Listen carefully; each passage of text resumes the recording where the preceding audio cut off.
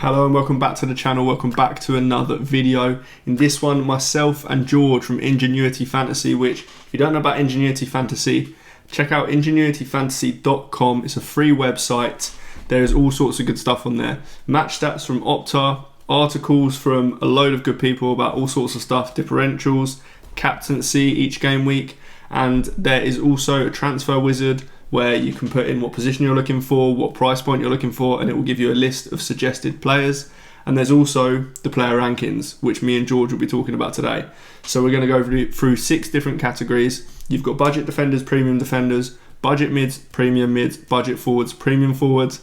Going to give a top 10 list, our rankings. So make sure you check out that website. But for now, let's get into the video.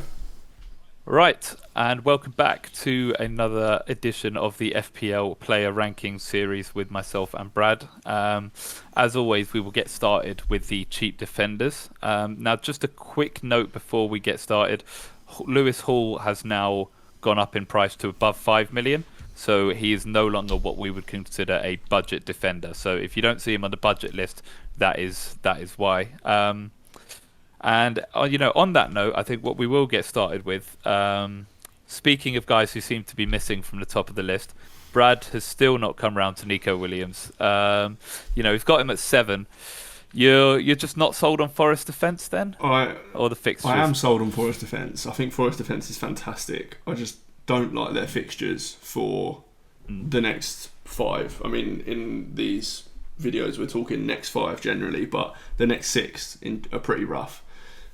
As I mentioned last week, I think for Forest attackers, it's not a bad run. But for Forest defenders, I think it is. Like Bournemouth away this week. Bournemouth attack, we talk about Bournemouth attack every week. It's so good.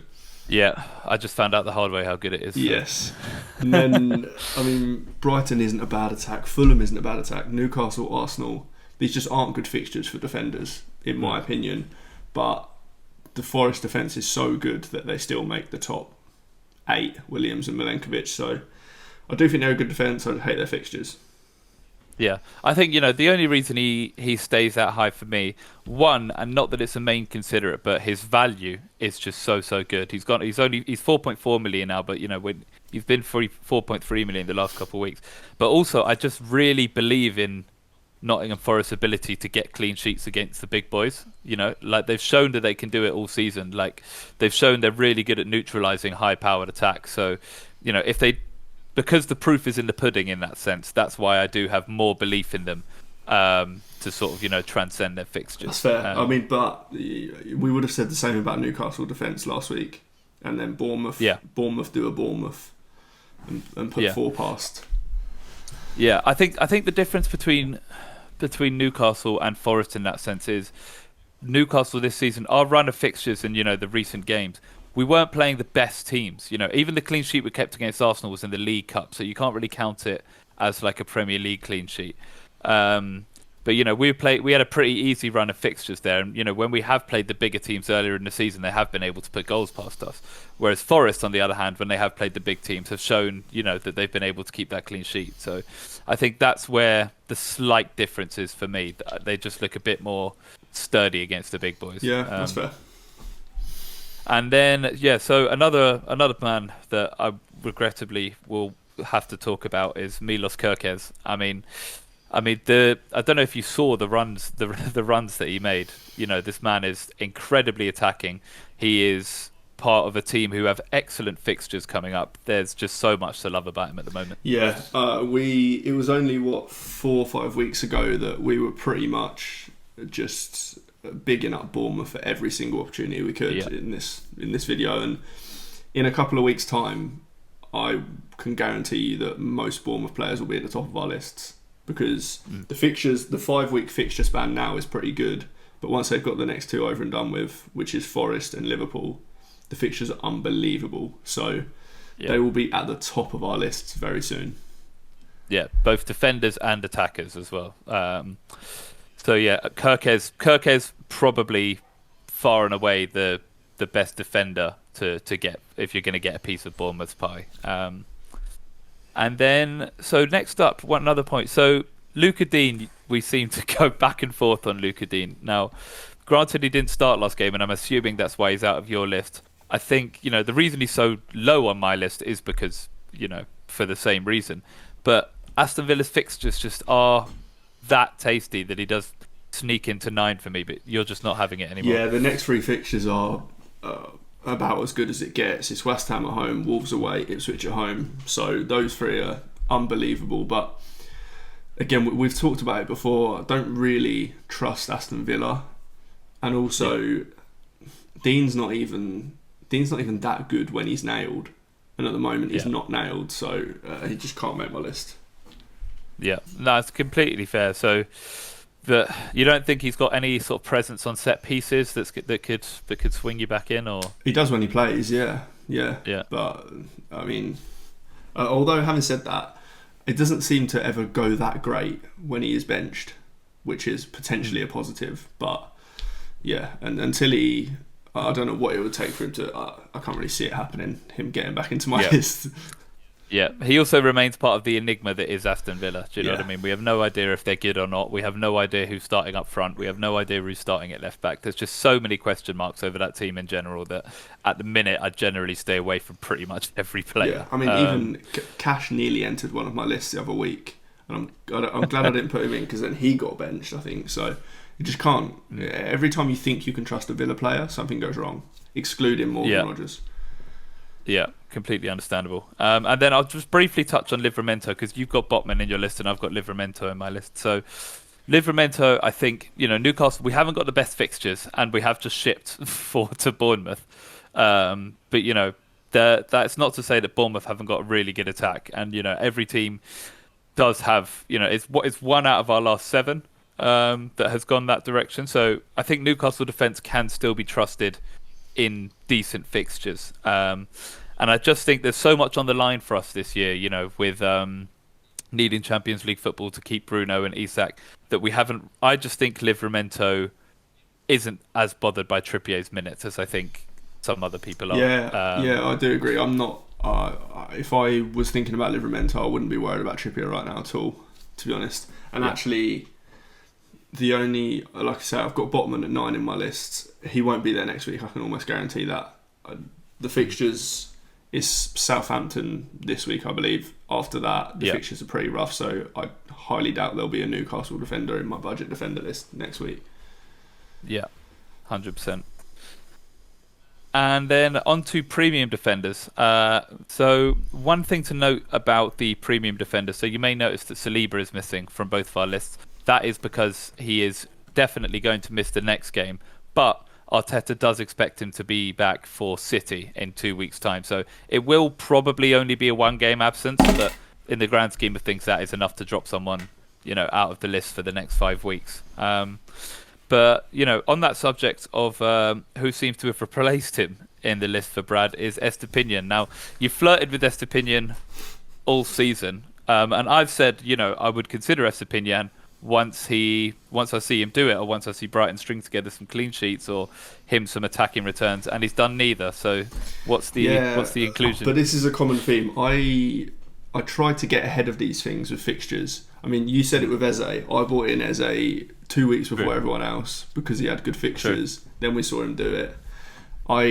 Admittedly, the Brighton defence has been quite bad recently. They've got worse almost as the season's gone on.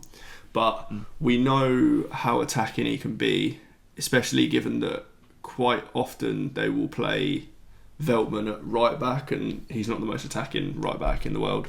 So we do see Estepinian get forward quite a lot, but it's mainly due to the fixtures. They just get quite good. So Everton at home this week, unbelievable fixture, albeit it was Spurs. That's the reason that they scored 3 goals. We won't go into that.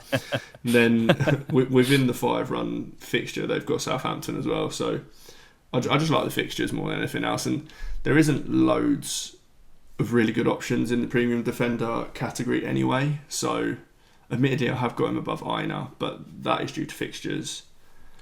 Only, to be honest. Yeah, I think that's the only issue for me. But it's like I don't mind this inclusion a bit lower down. It's just bringing him in ahead of Aina, Robinson, and Cucurella, who have all proven, especially in the case of Robinson and Cucurella, that they're very good attacking assets, and then Aina that he's just a fantastic asset in general. I think that's where it is for me. You know, I don't mind him being brought in later on, but before I put him above three guys who have proven it, I just want him to prove it himself. And I get, you know, trying to get ahead on fixtures, but I just don't trust Brighton enough to even capitalise on those fixtures at the moment. Yeah, that's fair. Like I said, he's not miles ahead of any of them by any means, but he does have better fixtures than all of them. So that's the only reason he's above for me. For sure. And then, on that subject, I guess Aina, Robinson and Kukurea, most top teams seem to have at least one of these players, mainly Aina and Robinson. I mean, Aina seems to be killing my rank every week, and I don't know who owns him. And he's gone up to 5.4 million. But yeah, it's tough to, you know, Forest fixtures aren't great, but they are Nottingham Forest. But I think 5.4 million is just a bit too rich for my blood, considering the other three players are so much cheaper. Yeah, I agree. If you're going for one now, you go for Williams. That's without a doubt. Yeah. I just don't think you go for any of them right now, personally. Just because I will always target fixtures myself. So I personally wouldn't go near Forest defence at the moment, especially when we've got doubles at play as well, double game week next week. So I wouldn't go near any of them, but Aina would be third or fourth on the list for me.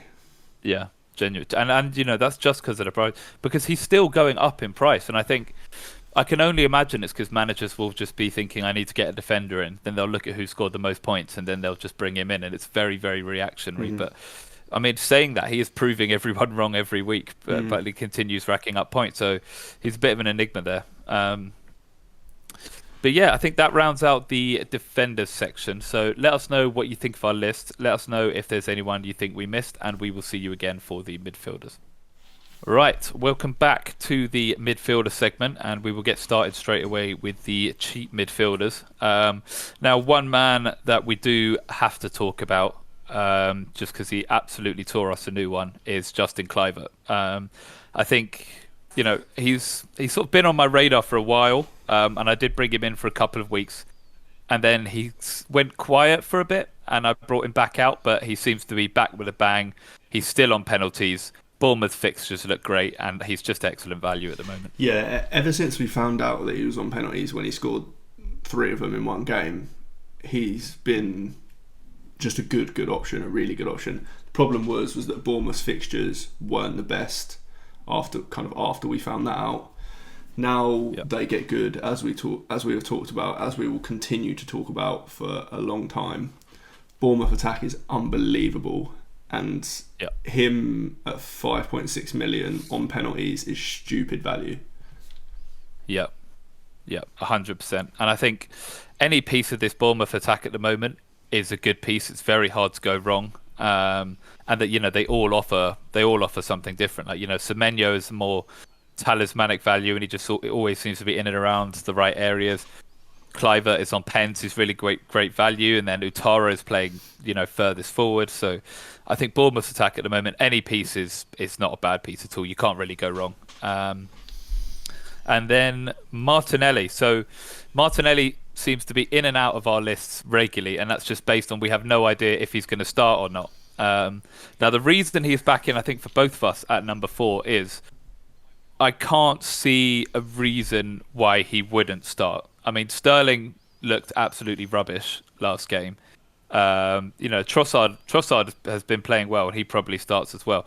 But Nwaneri's just coming back from injury. I can't see a world where someone else gets a nod over Martinelli. Yeah, I agree, to be fair. Like, the reason I had him out of my list last week was because, again, I couldn't see a situation where he didn't start and then he didn't start, which kind of baffled me. But the fact that Sterling was so bad suggests that just Martinelli gets those minutes now on the right, and even if somebody else starts on the right, there's also a high chance he starts on the left. So I just think that he just will get minutes, and their fixtures are really good. They've got Wolves, Leicester and West Ham in the next 4 games. So admittedly, Arsenal aren't at their best at the moment, but they've got the fixtures to bring it back. Yeah, 100%. And I think there is that tiny risk for him. I think the biggest risk for him at the moment may come from Arsenal signing someone. at the end of the transfer window. Because we know they're in the market for an attacking player. We know they've been linked with Cunha quite a bit. So I think that's where the biggest risk is going to come from. But at the moment, I can't see a reason that Martinelli doesn't start for sure. But yeah, as we've said this before, and we've been wrong. And then Ahmad. So Ahmad, I mean, as footballers go, absolutely love him. I think he's a brilliant footballer. It's a shame the team he plays for, but I think he's a brilliant footballer. I think I had a tiny bit of concern about the position that he started on. He started at wing back, and we've seen that Amorim is, not afraid to start him at wing back. But I just think he's now done so much in the final third that I think he probably keeps his place, in a much more attacking section of the pitch. Yeah, I struggle to see how Amorim can't play him there now. I think that it just works. I mean, there's a world where he is probably their best right wing back, but he's also the best right 10 or whatever that position is. So that's where he'll have much more effect on the game. So you'd struggle to not play him there. And the fixtures, I just like their fixtures. I mean, if you go on actually the FPL site, like they're all kind of grey and red, but they're not bad. Like Fulham away, not the best, but it's okay. Crystal Palace, Spurs is a red fixture, but as we've discussed, Spurs just should never be a red fixture. Then it's Everton, Ipswich. The fixtures are just nice. Yeah, completely agree. It still baffles me that Tottenham is a red fixture on quite a few of these. I mean, at the moment, teams are just taking their turn on them. Yeah. So I don't, especially for attackers. Like granted, Spurs are capable of scoring goals, but what they're not capable of is keeping them out. So as far as attacking fixtures go, Spurs is absolutely nothing to be afraid of. And then, so I understand they do have a double, but McAllister's still in your list. So as we grow closer to the double game week, I know he did have potential to return. For me, his profile just doesn't lend itself to FPL. That's all it is for me. Yeah, I do agree with you, to be honest. But essentially, the one thing you do know is that he's going to get good minutes, better minutes than all of the other midfielders, bar Gravenberch, who just plays deeper anyway. Obviously, excluding Salah as well. But he's going to get good minutes. He will just randomly chip in with a goal or assist every now and then, like we've seen in the last 3-4 weeks. So I just think you've got an extra game to get lucky in, which is basically the only reason he's there. Yeah, I completely. I don't hate that thought process at all. I think for me, it's just he sits a bit high. I think I would just have him at 9 or 10 if that was going to be my reasoning. But I completely understand it. I personally think we could be looking at another sort of Enzo situation where he's just had a flurry of good weeks. Strung a couple returns together, and people getting a bit excited. But I think he'll eventually regress to what his profile could be. Yeah, maybe. I actually think Enzo is probably better of an option in that Enzo's underlying numbers, have actually continued to be pretty good, whereas McAllister doesn't really have those underlying numbers. And I'm not saying at all that he should be a third Liverpool pick for you. For anyone, he's not close to the best third Liverpool pick. So, in terms of this category, I do think he should be somewhere in and around it. Yeah, no, completely fair. And then Gibbs White as well. So Gibbs White and Elanga. I personally, for me, the reason I've got Elanga there and not Gibbs White. Gibbs White, I mean, honourable mention. He would literally be 11 for me. I just think Elanga is, his returns have just been a little bit more consistent recently, and he just does occupy those slightly more attacking areas of the pitch, being, a winger as opposed to, an attacking mid. But I mean, there's definitely an argument for either, and I wouldn't hate one over the other. I also just think, Elanga is just fantastic value. So if there was any needle mover, he absolutely is unbelievable value. Yeah, and it just when watching Forest, it seems like most things go through Gibbs White. Sometimes that does lend itself to being the pass to the assist, but also the thing that's got him just above for me is that when Chris Wood sometimes gets subbed off early, Gibbs White is then probably on penalties. Admittedly, it's only ever for 10 minutes, but it's enough to put him over Elanga for me. Yeah, completely fair. And then Szoboszlai, you've got Szoboszlai at 10. So is this you slightly worried about his minutes then? Yeah, if he was kind of nailed to play every game, he'd be higher in this list because every time he does play, he's really good. So I don't see why he doesn't start every game, to be honest.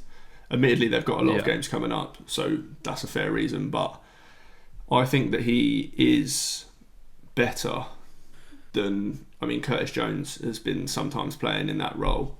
I just think that Szoboszlai, when he's playing, looks really, really good. So I think that he probably starts more than not, but that could just... I think the same can be said for Curtis Jones, though. I mean, Curtis Jones has looked very good when he's played as well. Yeah, maybe. I just don't think he's looked quite as good, but both are going to play minutes. I just think Szoboszlai plays more minutes and probably just enough to be in and around this list. Yeah, fair. And then another quite famous topic of conversation between me and Brad is Brad's incessant hate for Kulusevski. Now, he nearly dropped out of my list, but he did get a goal. I think, all things considered, I don't think he's as bad an option as you think he is. Granted, Tottenham are absolutely pants, but I just think he does offer decent value. He'd come up my list. I think I said before he wouldn't enter a top 20 list for me. He would maybe be around 15th or something, potentially now, just because their fixtures are actually really nice. And they are capable of scoring goals. Don't get me wrong. I'm not that worried about their attack. Well, the other problem though is that they're worse in better fixtures, which just is no good for us. Like, they've got Leicester at home this week. That is the best fixture, but that's got 2-1 Leicester written all over. Precisely, like when they played Crystal Palace earlier in the season, they gave Palace their first win. They gave Ipswich their first win. They're just better against better teams, which is no good. Yeah. No, I completely understand it. I just think because we've seen the potential that Tottenham's attack can reach, and he is now a 90-minute man, and he is involved in a lot of it. He's here on my list purely because of ceiling. Yeah. And I think just on ceiling alone, it justifies his inclusion, albeit quite low down. Yeah, and to be fair, a few weeks ago, my issue with him was minutes. I no longer have that issue. I think that his minutes are fine. He's as nailed as it comes. His minutes are now fine. Well, they probably always were, but his minutes in my head are now fine.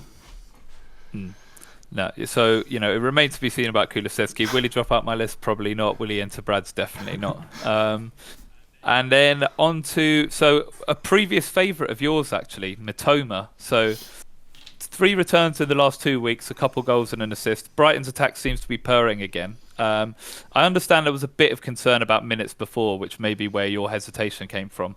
For me, I just feel like given the last 2 games in which he's pretty much played, the best on Brighton's team, and it is the best they've looked for a while these last 2 games, I just can't see why those minutes wouldn't continue.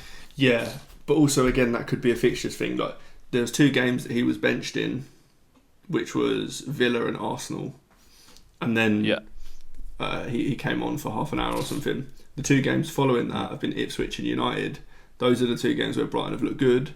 They're also 2 quite bad defences. So there's some fixture at play here, but I just, as is always the case with me, if somebody gets benched twice in a row, I'll probably need to see double the amount of starts to then... Unless they're called Szoboszlai. Well, unless they've got a double game week.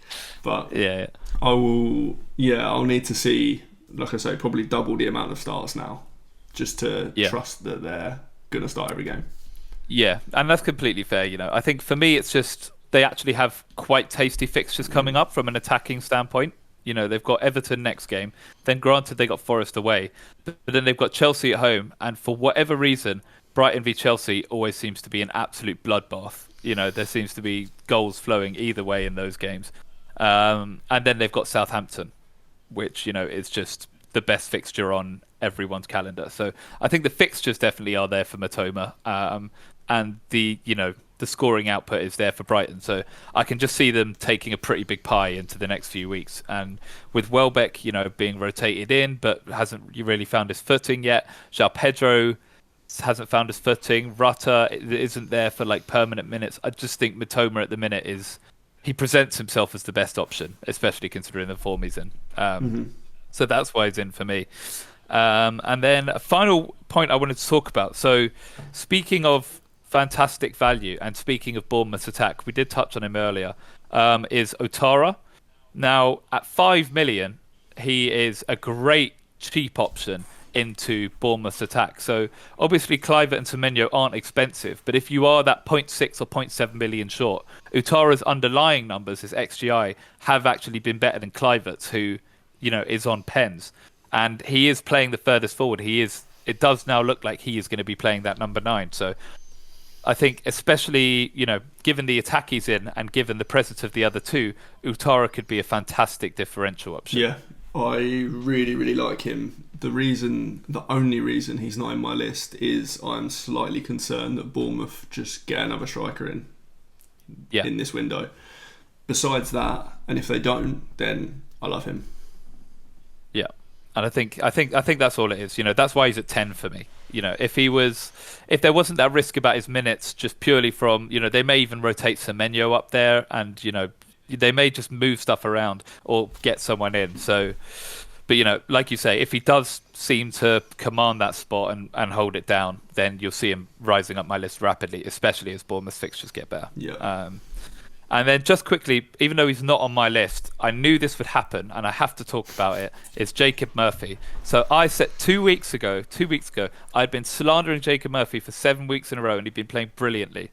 And then I praised him 1 week, and he blanked. And then I brought him into my list, and he looked awful against Bournemouth. So I need to slander him so that we start playing well again, because it seems to correlate exactly. Jacob Murphy is rubbish. Bring back Almiron. Just rotate him out. I just can't do it. It's so frustrating. I knew it would happen, and it's like absolute clockwork. So yeah, I just needed to mention why Murphy is out my list. I don't even hate him as an option if you've got him on your list, but he needs to be out of mine for personal reasons. Okay, so Newcastle are going to win this weekend now. Glad to hear it. Yeah, exactly.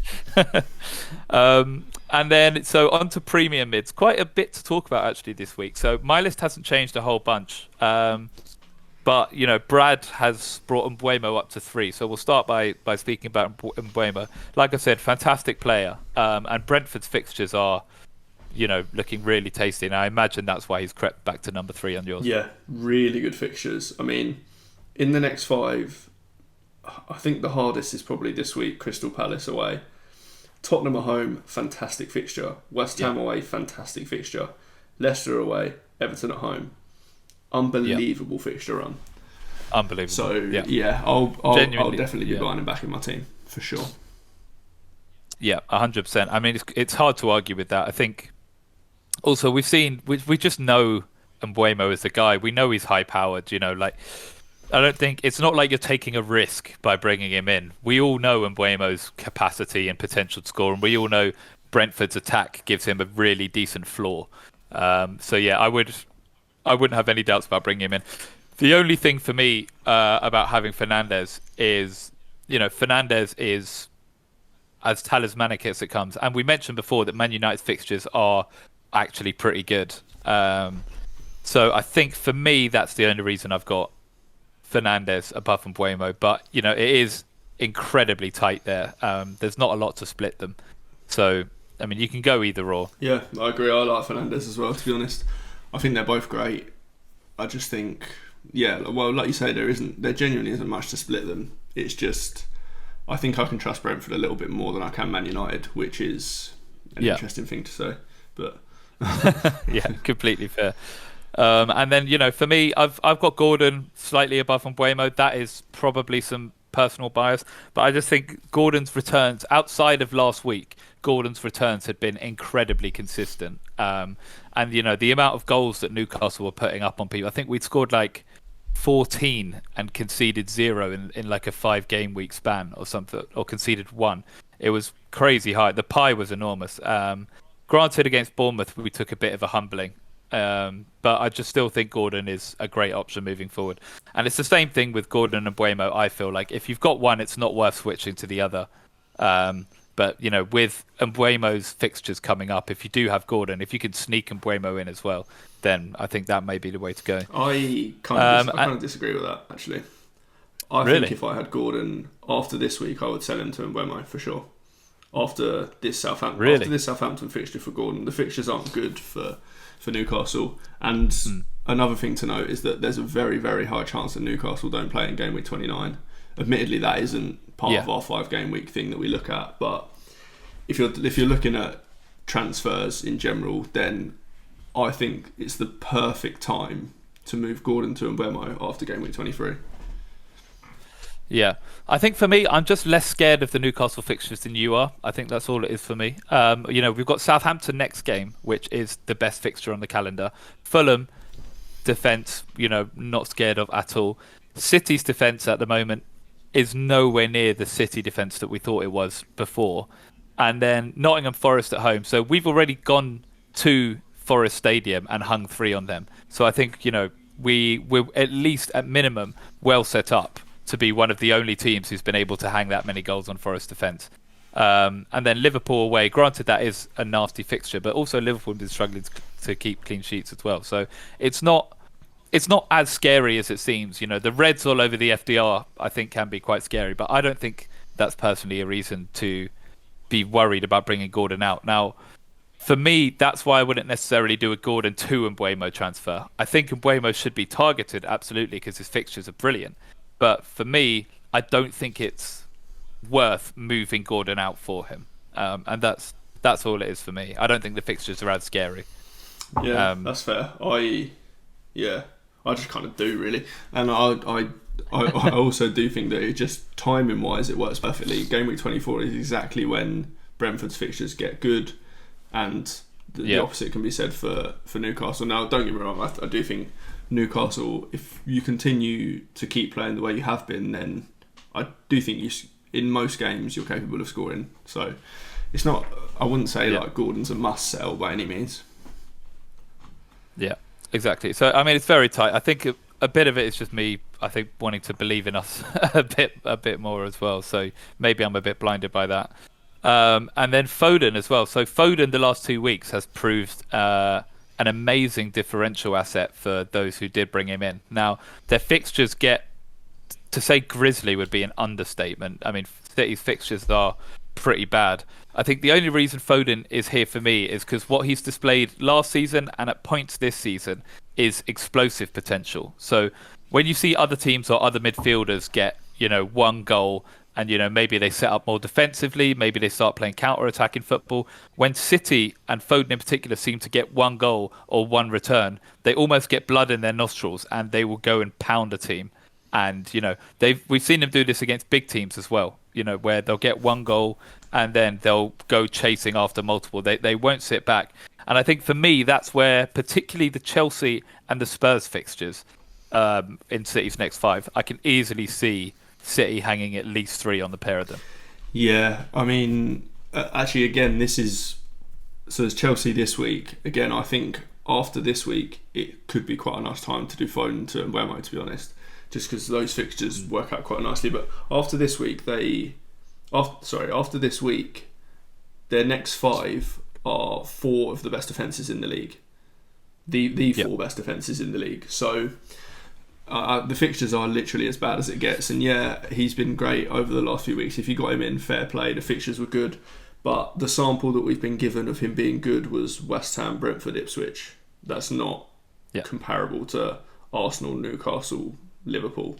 So that's where I stand on it. They've been great, he's been great, but fixtures bad. Yeah, completely fair. I think there's also a bit of nostalgia at play for me, just seeing, especially last season. I think Foden was the highest point scorer last year. I might be wrong. Something along that. He was insane. A midfielder, by the way. And then so I just think City always have that potential to just come back, and I think that's why he's there for me. There's definitely a bit of memory at play. And then so Son v Diaz, obviously, I'm starting to initially have doubts about putting Son above Diaz. For me, I'm just worried about Diaz's minutes. I know Jota is going to be injured for one game at least, but I think Jota does come back in during the next 5 game weeks, and I do think we see him potentially pinch some starts ahead of Diaz. Yeah, I do agree. To be honest, I just think that Diaz is still better than Son, even with minutes not even close to being as good.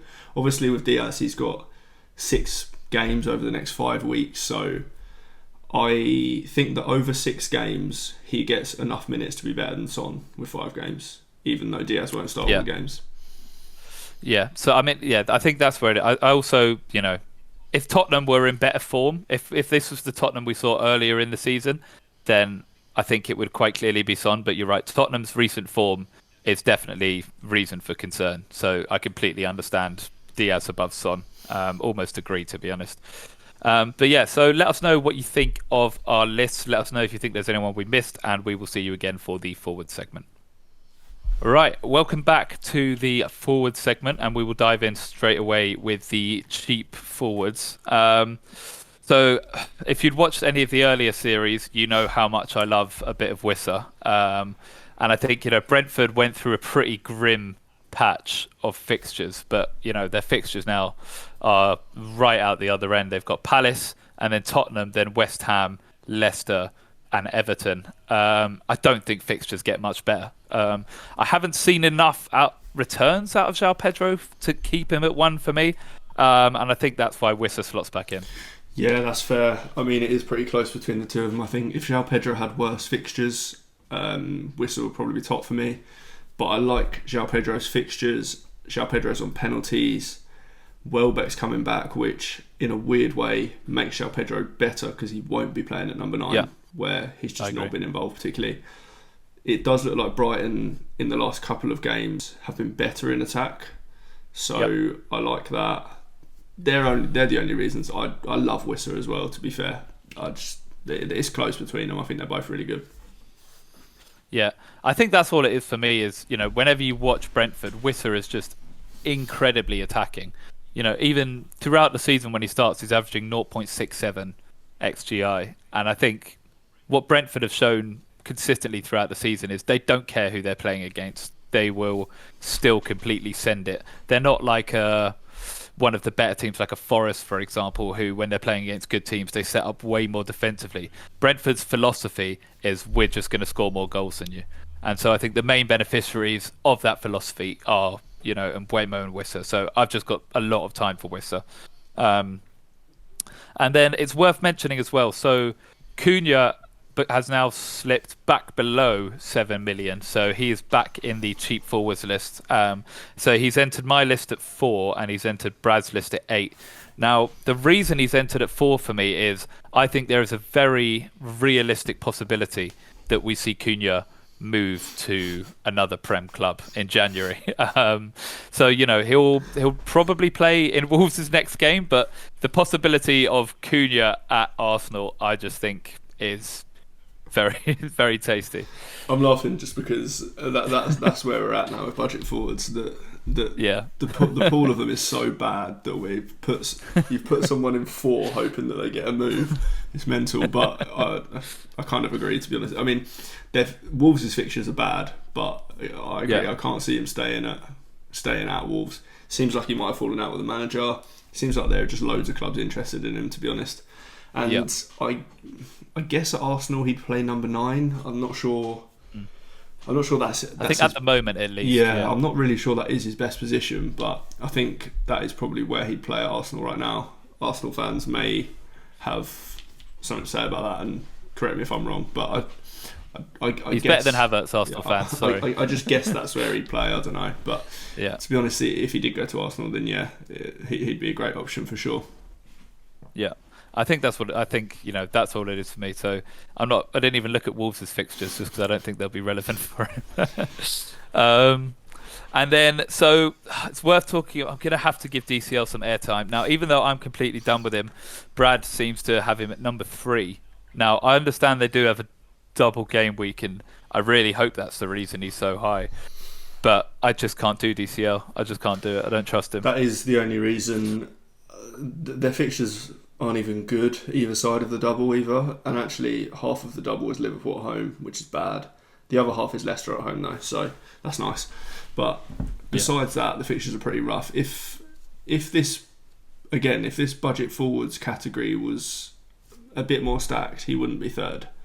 But with 6 games in 5 game weeks, one of those being Leicester at home, Moyes has actually talked him up quite heavily. So I do think he'll be the guy, or the forward. I don't think he'll ever be the guy, but he'll be Everton's forward.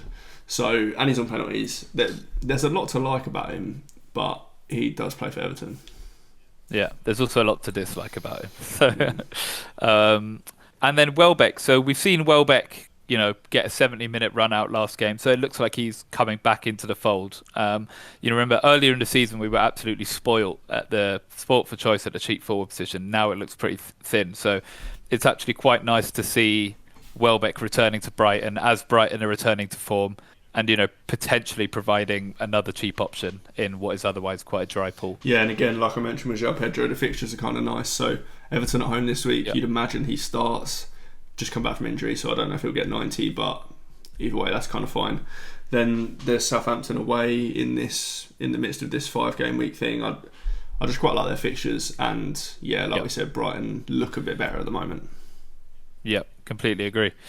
Now, on to premium forwards. So, I mean, Brad, despite trashing City's fixtures earlier and talking about how horrible they are, still not putting Haaland above Isak. Granted, Newcastle didn't have a good run out, and granted, our fixtures aren't amazing. But for me, I just think Haaland, if he can't be trusted when they have good fixtures, can he be trusted when they have bad ones? It's close, don't get me wrong. It is close, but if Newcastle had better fixtures, then I would put Isak top. But I just think Newcastle's fixtures aren't much better than City's. That's my only reasoning, basically. But to be fair, it's quite close. Yeah, I think that's all it is for me. Is I just don't think ours are as bad as they seem on paper, but I think City's definitely are. And then another key talking point, probably the biggest hot button topic this week, is Gakpo. Now, I feel pretty confident in saying that Gakpo will get the bulk of the starts, probably all of the starts during this next 5 game weeks, including the double. He's the most in form out of that second round of, Diaz's, Jota's and those sorts of guys. So I think Gakpo does present a great option, albeit he isn't as explosive as, some of the other ones can be. But I just think he's a great option. Yeah, he is. And if he got a full rest in the Champions League, didn't play a minute, which is nice, especially for the prospects of him starting at Ipswich. It looks like he just definitely will. I think he just will start most league games. The fixtures for Liverpool are quite nice. There's easy games to rest these players in that aren't the league. So they've got a Champions League game after Ipswich, between Ipswich and Bournemouth. So he'd maybe get a rest there. Then they've got an FA Cup game against Plymouth in the middle of the double game week. So there's just nice rest periods that I could see Gakpo not starting in, meaning he starts in the league. So I do. I think if you are looking for a third Liverpool player, which most people are, then I do like Gakpo as that option. Yeah, I think it's a fantastic point as well about the fact that a lot of people will probably be worried about fixture congestion, and they'll be like, "Oh, Liverpool have so many rotational options." But as you say, there are games that he can be rested in. So I think at least for the league games, we do see Liverpool's starting 11 not change a huge amount. So if you were worried about minutes, that should maybe help quell some of those worries. And then the next topic. So like Cunha went down into cheap forwards because he fell below 7 million.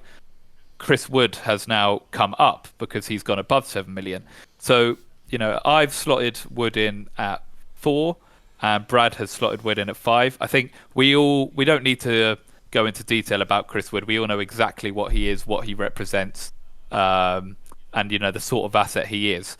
I think one thing that will be worth speaking about is Wood versus Jackson, because I think especially for the third attackers, Wood v Jackson seems to be, Wood I think should be in a lot of people's attacks, but a lot of people do have Jackson. I think some people are considering moving from Jackson to Wood. They are at least in the same debate. So Brad, you still have Jackson above Wood, so if you want to go into a bit of detail about that. I do, and it's probably, I think it's just a fixtures thing.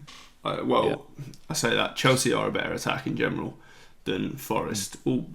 Not that Forest are bad, don't get me wrong, but Chelsea are a better attack. They've got West Ham at home within this next 5. They've got Southampton at home within this next 5. So that's my only reasoning for that. But I would say that if you're thinking about doing Jackson to Wood or Jackson out, then I think the place to go is probably Gakpo, not Wood, is all I'd say right now. Yeah, and that's completely fair given the double game week and Forest fixtures. So yeah, definitely can't argue with that too much. And then, so Solanke is injured. He will be back in a couple of weeks' time, but just because there is no one else at the 7 million plus price range, that is why he stayed on our list at 10, and that is the only reason. Don't go and get him because he is injured. So yeah, that rounds out the forwards section and indeed the video. So let us know what you think of our lists. Let us know if you think there's anyone we missed, and we will see you again for next week's edition. And that is all for this one. Remember, do check out ingenuityfantasy.com. If you do like the video, then make sure you hit the like button, make sure you subscribe, and we will see you in the next one.